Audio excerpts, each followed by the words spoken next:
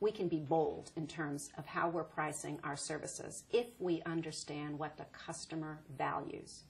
So here's the interesting thing. A 1 cent change in your price can change your profit margins dramatically. It can change it by hundreds, thousands, or even millions of dollars, depending on the number and the product volume. So what I also find interesting is that CEOs and their senior leadership teams rarely take a concerted, disciplined review about the prices that they're offering in the marketplace. In fact, many organizations don't even know what their customers value most.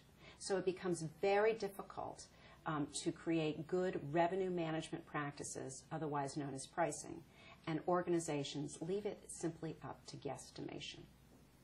So there are 3 key components.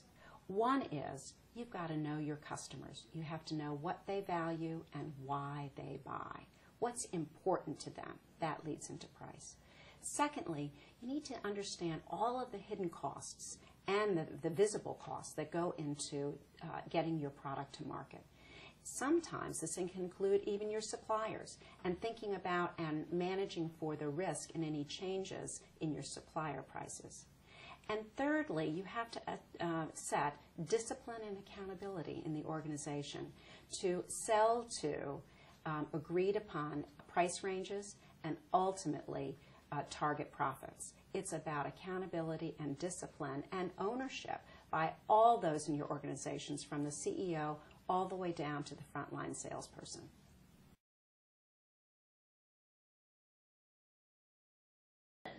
Well, let's talk about that, because I think premium market positions are about innovation, and it's about using innovation and alignment to what your customer wants to be able to charge the price that will drive the best for your business.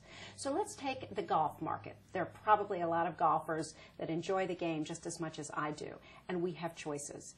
It is a $2.6 billion golf equipment marketplace. And oh, by the way, over the last 5 years, and the Great Recession, that market has lost over $300 million in terms of what we're willing to spend out there for new golf clubs. There are 2 big players, TaylorMade and Callaway, and there are a lot of other choices. We have Titleist, we have Nike, we have Cobra, and the list goes on. But TaylorMade, over the last 5 years, went from a market share of 27% all the way up to today owning 47% of the equipment market. And oh, by the way, they charged more for their products than the other guys.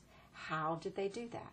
Well, they did it by 3 interesting ways. First of all, they really understood what mattered most to us golfers, their customers. And to validate that, their clubs were great. They got them in the hands with as many tour pros as they can. And today, some of the greatest names play with TaylorMade. Secondly, they thought about, well, how can I innovate my drivers in a different way? Well, they painted them white. What a buzz that took in terms of the marketplace. And lastly, they went bold. Even in a tough economic times, they allotted significant dollars into product innovations. So they are rolling out new and different products along the way that's also driving people not only to buy more, but to be willing to pay more for the technology that a TaylorMade can offer. And hence, they have taken the market by storm, and they've commanded a price premium as a result. And that's how you can apply pricing to actually drive your margin, in this case, significantly higher during even the darkest of economic times.